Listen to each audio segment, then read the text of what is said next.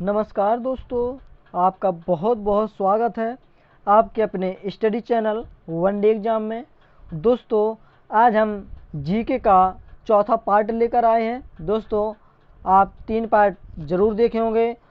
3 parts में आपको प्रत्येक वीडियो आपको बहुत पसंद आया होगा। और दोस्तों, इस तरह से हम 1000 जीके की क्वेश्चन सीरीज को आगे बढ़ाते हुए आज जीके का चौथा पार्ट लेकर आए हैं, जो आपको बेहद पसंद आएगा। तो दोस्तों, आइए शुरू करते हैं। इसमें से क्वेश्चन पहला है, कह रहा है कि मोहिनीअट्टम नृत्य शैली मुख्यतः किस राज्य से संबंधित है। तो दोस्तों, मोस्ट इम्पोर्टेंट क्वेश्चन है, मोहिनीअट्टम शैली जो केरल राज्य से संबंधित है। भारतनाट्य नृत्य शैली मुख्यतः किस राज्य से संबंधित है। तो दोस्तों, भारतनाट्य शैली जो तमिलनाडु राज्य से फेमस है। और दोस्तों, कथकली किस राज्य का शास्त्रीय नृत्य है। तो दोस्तों, कथकली केरल राज्य का शास्त्रीय नृत्य है। और अगला क्वेश्चन, केसर का सर्वाधिक उत्पादन किस राज्य में होता है। तो दोस्तों, केसर सर्वाधिक मात्रा में जम्मू कश्मीर से संबंधित है, या वहाँ पर जम्मू कश्मीर में केसर की पैदावार सबसे अधिक होती है।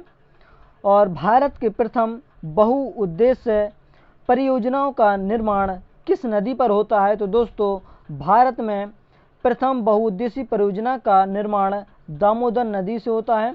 और अगला क्वेश्चन, इंडियन नेशनल कांग्रेस के प्रथम अध्यक्ष कौन थे। तो दोस्तों, इंडियन नेशनल कांग्रेस के प्रथम अध्यक्ष दोस्तों व्योमेश चंद्र बनर्जी थे। Most important question. और अगला क्वेश्चन है दोस्तों, गांधी जी किसे अपना राजनीतिक गुरु मानते थे। तो दोस्तों, मोस्ट इम्पोर्टेंट क्वेश्चन है, गांधी जी के राजनीतिक गुरु गोपाल कृष्ण गोखले जी थे, आपको पता होगा। और अगला क्वेश्चन है, अंतर्राष्ट्रीय शांति एवं सुरक्षा को बनाए रखने की जिम्मेदारी संयुक्त राष्ट्र संघ के किस अंग की है। तो दोस्तों, यह सुरक्षा परिषद की है।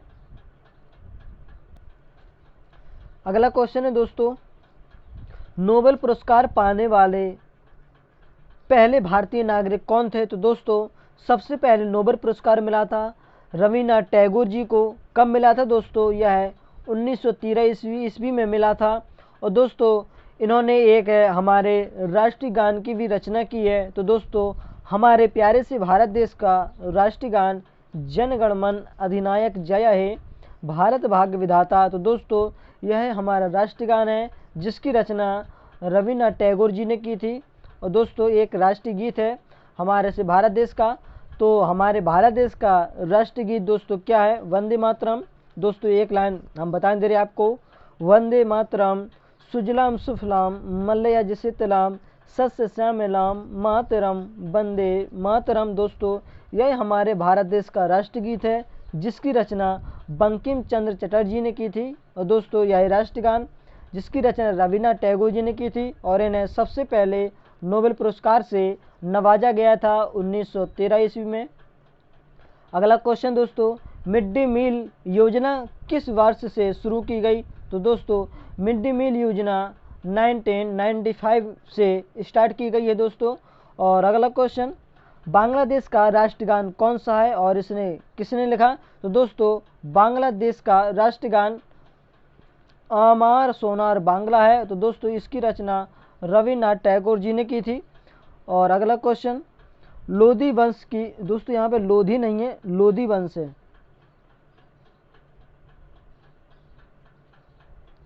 दोस्तों, लोधी वंश का संस्थापक कौन था। तो दोस्तों, लोधी वंश का संस्थापक बहलोल लोधी था। दोस्तों, कौन से, बहलोल लोधी, जो लोधी वंश के संस्थापक थे। और दोस्तों, यहाँ से अगला क्वेश्चन है, अगला क्वेश्चन दोस्तों, किस संविधान संशोधन को मिनी कॉन्स्टिट्यूशन कहा जाता है। तो दोस्तों, मिनी कॉन्स्टिट्यूशन कहा जाता है 42वें संविधान संशोधन को। गोताखोर पानी के अंदर सांस लेने के लिए कौन सी गैस का मिश्रण ले जाते हैं। तो दोस्तों, जो गोताखोर रहते हैं वह ऑक्सीजन तथा हीलियम का मिश्रण लिए रहते हैं। दोस्तों, ऑक्सीजन का संकेत रहता है O2 और दोस्तों हीलियम का संकेत रहता है He। दोस्तों, इसी O2 और He का मिश्रण गोताखोर लिए रहते हैं सांस लेने के लिए। और यहाँ से अगला क्वेश्चन, होम्योपैथी के संस्थापक कौन थे? तो दोस्तों होम्योपैथी के संस्थापक हनीमैन जी थे। और अगला क्वेश्चन, फलों को पकाने में कौन सी गैस उपयोग में लाई जाती है? दोस्तों मोस्ट क्वेश्चन, फलों को पकाने के लिए एथिलीन गैस का यूज किया जाता है। और अगला क्वेश्चन, भारतीय राष्ट्रीय कैलेंडर का पहला माह कौन सा होता है? तो दोस्तों सबसे पहले चैत्र माह होता है भारतीय राष्ट्रीय कैलेंडर का। दोस्तों सबसे पहले चैत्र, वैशाख, जेठ, आषाढ़, सावन, भादौ, कमार, कार्तिक, अगहन, पूस, माह और फागुन, इस तरह से दोस्तों 12 महीने होते हैं हिंदी कैलेंडर के। और अगला क्वेश्चन, पंडित हरिशंकर चौरसिया कौन सा वाद्य यंत्र बजाते थे? तो दोस्तों हरिशंकर प्रसाद चौरसिया जी बांसुरी बजाते थे। और अगला क्वेश्चन, भारत का प्रधानमंत्री बनने के लिए कम से कम कितनी आयु होनी चाहिए? तो दोस्तों भारत का पीएम बनने के लिए मिनिमम 25 ईयर्स होनी ही चाहिए। दोस्तों 25 वर्ष से कम व्यक्ति भारत का प्रधानमंत्री का चुनाव नहीं लड़ सकता है। और दोस्तों अगर इसमें अधिकतम आयु पूछी जाए दोस्तों, अधिकतम आयु, तो दोस्तों संविधान में ऐसा कहीं नहीं लिखा है कि कितनी अधिकतम आयु होनी चाहिए। अधिक से अधिक उम्र का व्यक्ति भी भारत के प्रधानमंत्री का चुनाव लड़ सकता है। और उसकी मिनिमम जो एज रहती है वह 25 वर्ष से कम नहीं होनी चाहिए। अगला क्वेश्चन, सांची का स्तूप का निर्माण किसने किया था या किसने करवाया था? तो दोस्तों सांची के स्तूप का निर्माण अशोक ने करवाया था। और अगला क्वेश्चन, यक्षगान किस राज्य का लोक नृत्य है? तो दोस्तों यक्षगान है वो कर्नाटक का लोक नृत्य है। अगला क्वेश्चन, मैकमोहन रेखा किन दो देशों के बीच सीमा बनाती है? तो दोस्तों जो मैकमोहन रेखा है वह भारत और चाइना के बीच सीमा बनाती है। और दोस्तों भारत, इंडिया और पाकिस्तान के बीच बनने वाली रेखा भी रेड क्लिफ है। दोस्तों रेड क्लिफ, दोस्तों जो भारत और पाकिस्तान के बीच रेखा बनती है वह रेड क्लिफ है। और जो मैकमोहन रेखा है यह भारत और चाइना के मध्य बनाई जाती है। अगला क्वेश्चन, प्याज में खाद्य भाग कौन सा है? तो दोस्तों जो प्याज का तना पार्ट होता है उसे हम खाते हैं वह खाद्य पार्ट होता है। और अगला क्वेश्चन, श्रव्य परिसर में ध्वनि तरंगों की आवृत्ति कितनी होती है? तो दोस्तों श्रव्य परिसर में ध्वनि की आवृत्ति 20 हर्ट्ज से 20,000 हर्ट्ज तक होती है। दोस्तों हर्ट्ज या इसको हम HZ या है ध्वनि या का जो मात्रक रहता है, दोस्तों यह हम ध्वनि सुन सकते हैं। जो हमारे कान द्वारा सुनी जाने वाली ध्वनि है वह भी 20 हर्ट्ज से 20,000 हर्ट्ज की होती है। और अगला क्वेश्चन दोस्तों, मधुबनी किस राज्य का लोक चित्रकला शैली है? तो दोस्तों मधुबनी जो शैली है यह बिहार से संबंधित है। और विश्व का सबसे ऊंचा पर्वत शिखर कौन सा है? जो माउंट एवरेस्ट किस देश में है? तो दोस्तों यह जो सर्वोच्च ऊंचा पर्वत शिखर माउंट एवरेस्ट है यह नेपाल देश में है। दोस्तों इसकी ऊंचाई कितनी है आपको भली भांति पता होगा। जो माउंट एवरेस्ट की ऊंचाई है यह है दोस्तों 8,848 मीटर है। दोस्तों याद रखें 8,848 मीटर है।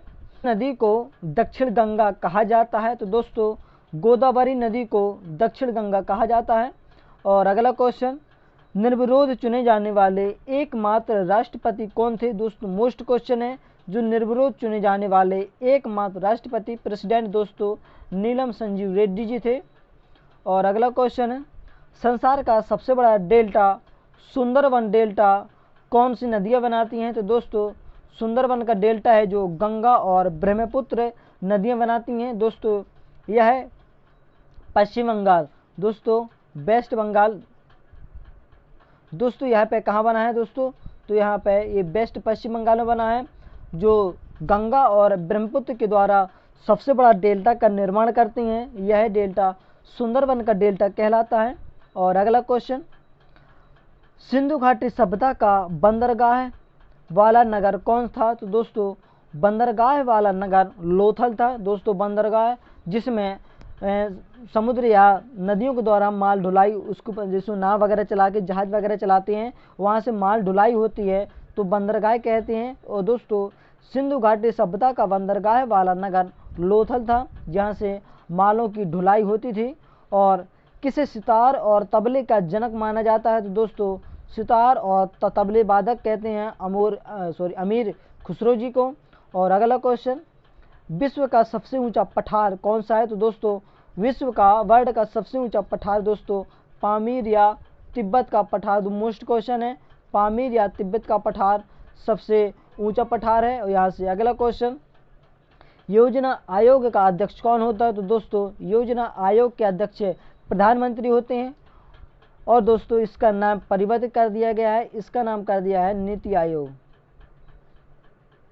दोस्तों योजना आयोग का नाम नीति आयोग कर दिया गया। और इसके जो अध्यक्ष होते हैं वह हमारे भारत देश के प्रधानमंत्री होते हैं। और प्रेजेंट टाइम में योजना आयोग के अध्यक्ष माननीय श्री नरेंद्र मोदी जी हैं।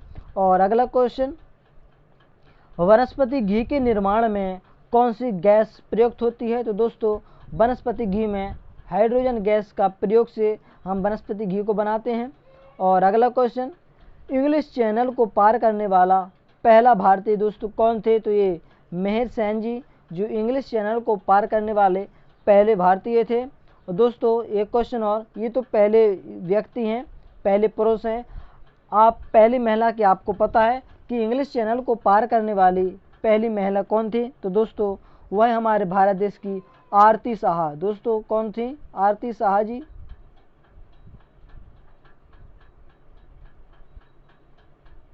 आरती साहा दोस्तों इंग्लिश चैनल को पार करने वाली पहली भारतीय महिला थी। और दोस्तों अगर पहले पुरुष की बात आ जाए तो इंग्लिश चैनल को पार करने वाले पहले पुरुष मेहर सेन जी थे। और अगला क्वेश्चन, एक अश्व शक्ति कितने वाट के बराबर होती है? तो दोस्तों एक हॉर्स पावर या एक HP 746 वाट के बराबर होती है। दोस्तों मोस्ट क्वेश्चन है, एक हॉर्स पावर जो 746 वाट के बराबर होता है। अगला क्वेश्चन, पानी की बूंदों के गोल होने का क्या कारण है? दोस्तों पानी का बोल अधिकतर गोल होते हैं। दोस्तों ऐसे रहते हैं जब पानी टपकता है, अर्थात इसको गोलाई के रूप में भी कह सकते हैं। तो पानी की बूंद के गोल होने का कारण दोस्तों पृष्ठीय तनाव रहता है। और अगला क्वेश्चन, मानव निर्मित प्रथम रेशा कौन सा है? तो दोस्तों मानव द्वारा बनाया गया प्रथम रेशा नायलॉन है। अगला क्वेश्चन है, स्पष्ट प्रतिध्वनि सुनने के लिए श्रोता एवं परावर्तक के बीच की दूरी कितनी होनी चाहिए?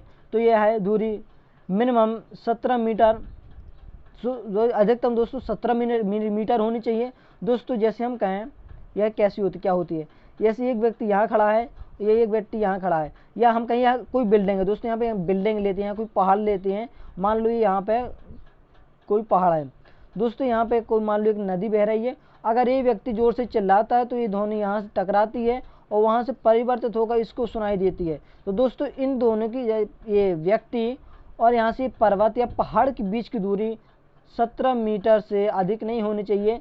दोस्तों अगर स्पष्ट ध्वनि सुनना है तो इनकी जो लंबाई होती है वो 17 मीटर से ज़्यादा नहीं होनी चाहिए, तभी हमें जो स्पष्ट ध्वनि सुनाई देती है। और यहाँ से हम अगला क्वेश्चन लेते हैं दोस्तों, किस माध्यम में प्रकाश की चाल सर्वाधिक होती है? तो दोस्तों प्रकाश की चाल निर्वात में सबसे सर्वाधिक होती है, सबसे तेज होती है। निर्वात में प्रकाश की चाल सबसे ज़्यादा या सबसे तीव्र गति में होती है। और अगला क्वेश्चन, किस रंग के प्रकाश का प्रकीर्णन सबसे अधिक होता है? तो दोस्तों प्रकीर्णन जो होता है वह बैंगनी रंग का होता है। और दोस्तों अगला क्वेश्चन यहाँ से, वाहनों की हेडलाइट में किस दर्पण का प्रयोग होता है? तो दोस्तों वाहनों की हेडलाइट में अवतल दर्पण का प्रयोग होता है। दोस्तों किस दर्पण का?